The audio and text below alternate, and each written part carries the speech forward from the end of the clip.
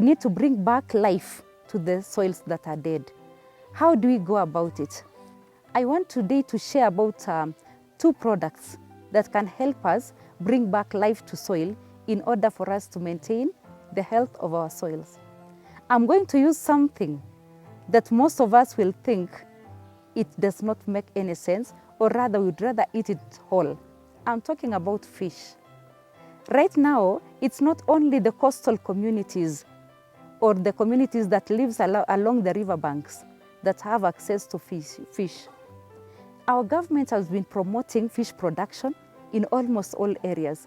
We have affirmative actions in agricultural departments, teaching farmers to diversify and do other crops and livestock.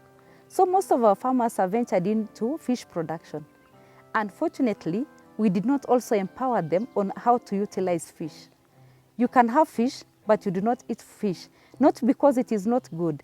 It could be because you've not been told how to utilize fish. Therefore, we get a lot of waste. Our indigenous communities living along the coast used to use fish bones and the other waste products from the fish to do their farming. And they used to get a lot of production. Why? Fish is rich in calcium. Therefore, the soil is getting rejuvenated with calcium as we dispose bones in the soil. Also, we get phosphorus from the fish, apart from, of course, talking about the proteins. Now, talk about the proteins. How do we get the protein from the fish, get to our crops, get to that kales, to the spinach, to the indigenous vegetables growing in our farms, and even to our maize? How can we tap the proteins in fish? I'm going to talk about 2 products. The first product is a fish fertilizer. You don't have to have gone to any university to be able to utilize fish. This product is so simple, anybody can make it, and funny enough, it is a power charge of nutrients. Once it gets to the crops, you can almost instantly see the change. The crops will react, the microbial life in the soil will enjoy, hence the importance of informing farmers and training farmers to utilize some of these proteins that goes to waste. How do we go about this process? The first thing we do is to get the fish. 2, for this fish to break down into products that can be utilized by the plant, there is a process that needs to happen. The process is called fermentation. Therefore, for fermentation to happen, we need to have a fermentation chamber where we will place this fish and create the right environment for bacillus to grow. So, for us to have the right bacillus, I'm talking about the microbial life that will help us in breaking down the fish to amino acids that can be enjoyed by the fish. So what do? We put our fish in a bucket of water, and then we add forest silage. That is the final product during the decomposition of the leaves. The product that is almost whitish, it has some fungi growing on it. It is dark in color. You no longer identify the leaf, but it is not yet soil. Almost soil, but not yet soil. That is full of microorganisms. That is why we are introducing these microorganisms to the fish, and of course, putting some water that will dissolve the nitrogen. We need to keep this in a warm place. If we need to catalyze the process, we can introduce bacteria. Lactic bacteria, how do we make it? Very simple. Use your rice. Strain the water from the rice. Let it set for at least 48 hours. At the end of the day, you will get a product that is smelling like a baby vomit. Process of fermentation has started taking place. And then you can introduce milk. That milk will weigh, and of course the milk will be food for the bacteria. So there will be a rapid multiplication of bacteria in that solution because of the milk that we've introduced. The next thing that will happen is we will have a solution. At the top, the cheese will form, and at the bottom, a clear substance, almost clear, which is full of lactic bacteria will be formed. That is what we introduce to our fish. So we already have a concoction of our fish and the forest silage. Now we are introducing lactic bacteria. To that point, we need to close our container tightly so that there is no air getting into the bucket. But at the same time, there'll be gases forming during the fermentation process. We need to release these gases. How do we do this? We introduce a hose pipe getting to the container. It could be a bucket, it could be a barrel, or even a drum, depending on the quantities that you want to produce. That hose pipe will get into a bottle with water. The water will allow the gas come out, but at the same time, close the passage. No air from outside will get into the barrel. At the end of 3 months, from 3 months, we shall be able to use our fish fertilizer. How do you use that fish fertilizer? Very simple. Ratio is 1:3. So if you get 1 part of our solution, you add to 3 parts of water. It could be liters, it could be buckets. So the ratio is 1:3. And you will see the changes. As I said before, this is a power charge of nutrients getting to the soil and getting to our plants. You can spray it directly to the crops or drench in the soil. That is our product. I also want to introduce another product. 3 months could be a lot of time, especially the fertilizers are getting expensive every day, and farmers at times decide to plant without using any fertilizer. So to rescue your crops, you can do the same fertilizer, but now make the process shorter, make the process faster, so that you're able to get the right product and use it when you need it. I'm now introducing a product called fish hydrolysate. What do we do? The process is almost the same.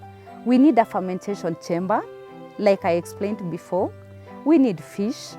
This time round, we need to feed the microbes, the microorganisms, the algae, the bacteria that will help us in breaking down the proteins in the fish to amino acids.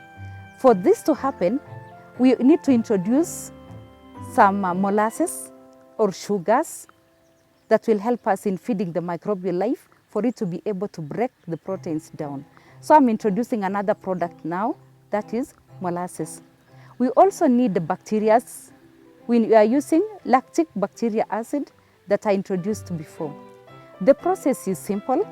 You can use your blender to blend the fish.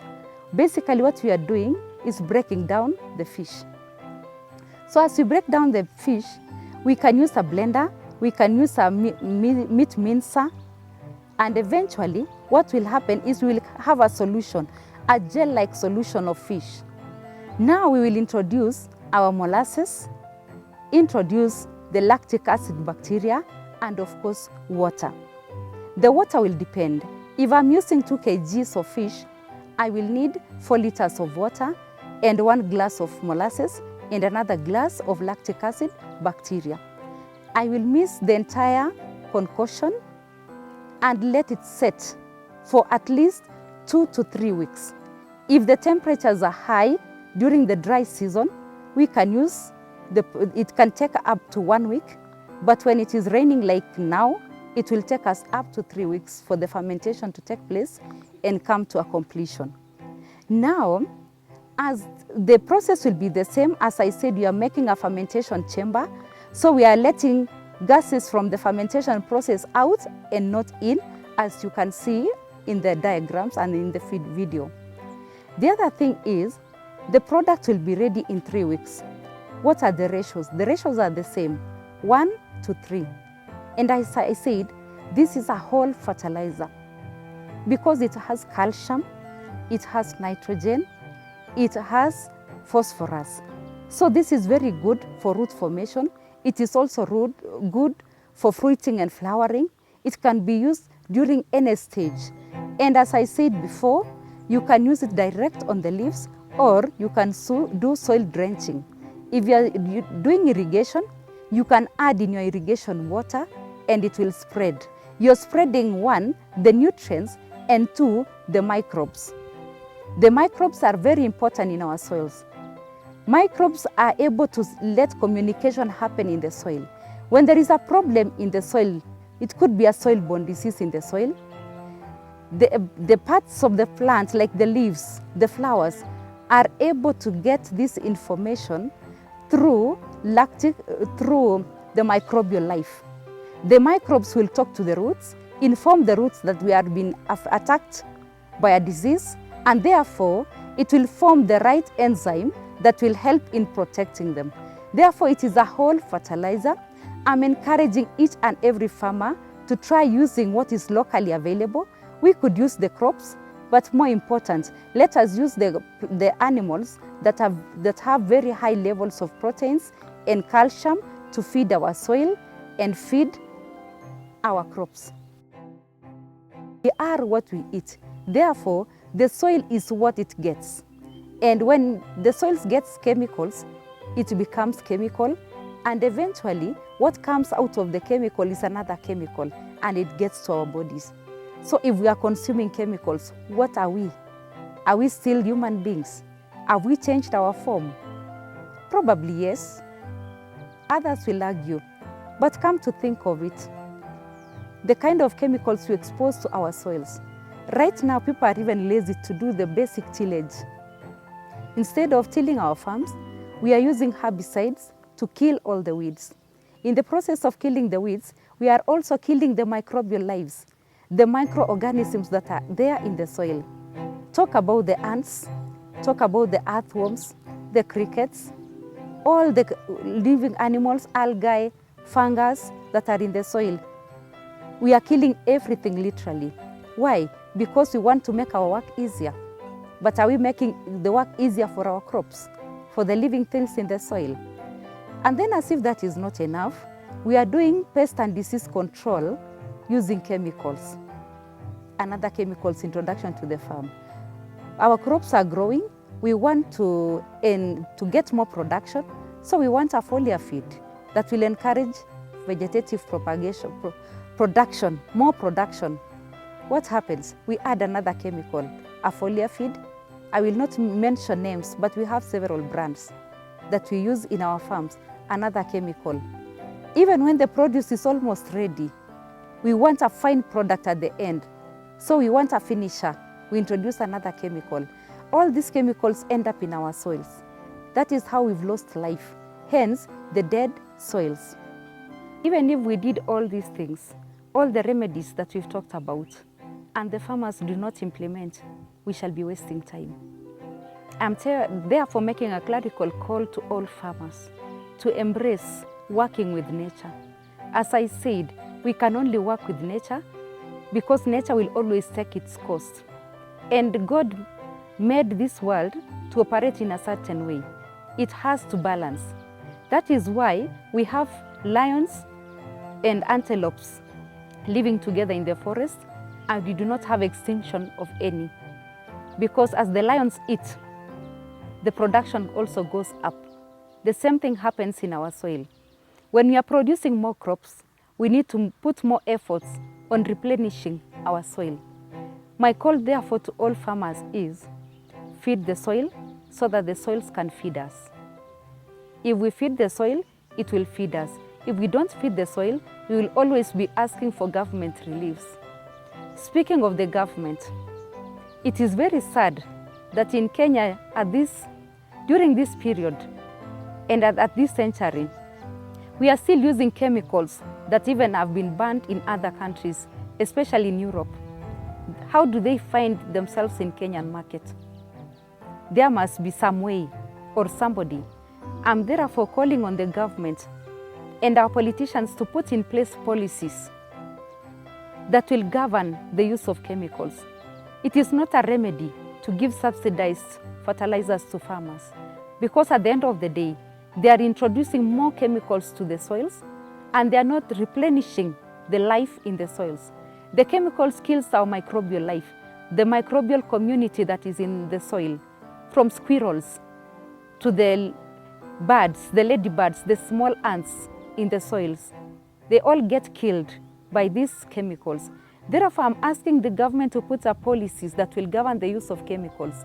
And two, let us allow farmers to use the locally available materials in making their own fertilizers. For example, the animal wastes, the waste from the kitchens, waste from our farms. We can reuse them back to our soil. It will help us in cleaning our environment and rejuvenating the soils. The soil is life. Therefore, let us bring back life to our dead soils.